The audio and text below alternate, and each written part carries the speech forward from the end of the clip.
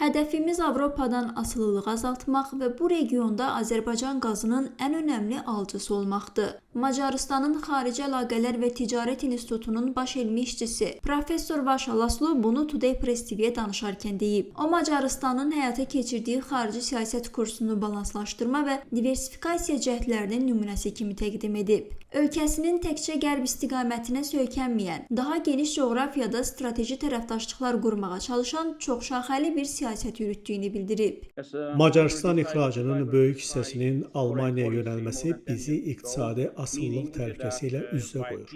Bu kontekstdə yeni bazarların və investisiya mənbələrinin axtarışı həyati əhəmiyyət daşıyır. Məhz bu səbəbdən Asiya ölkələri, xüsusilə Çin və Cənubi Koreya ilə iqtisadi əlaqələrin genişləndirilməsi və Şərq ölkələri ilə ticarət diplomatiyasının gücləndirilməsi Macarıstan üçün prioriteti çevrilir. Azərbaycan isə bu strategiyada xüsusi yer tutur.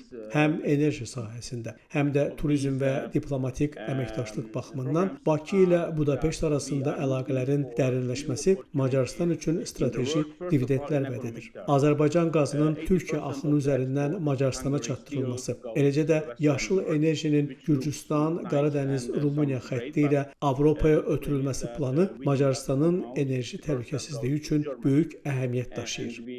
Professor diqqətə çatdırıb ki, Macarıstan enerji sahəsində riskləri bölüşmək və tək bir mənbədən asılılığı azaltmaq üçün real addımlar atır.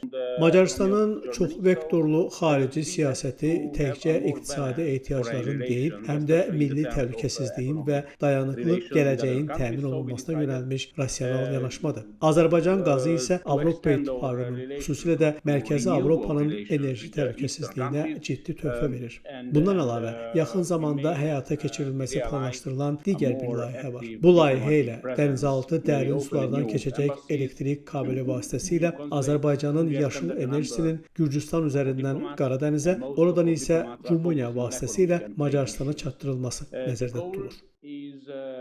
Ekspert vurğulayıb ki, bu əslində Avrasiya məkanında enerji ötürülməsi üzrə qlobal bir təşəbbüs olacaq. Hətta coğrafi baxımdan uzaqda yerləşən ölkələr belə Avropa İttifaqının, xüsusən də Macarıstanın enerji təhlükəsizliyinə töhfə verə biləcək. Töhfə Səməd, Türkan İskəndərli, Namiq Abbasov, Today Press TV.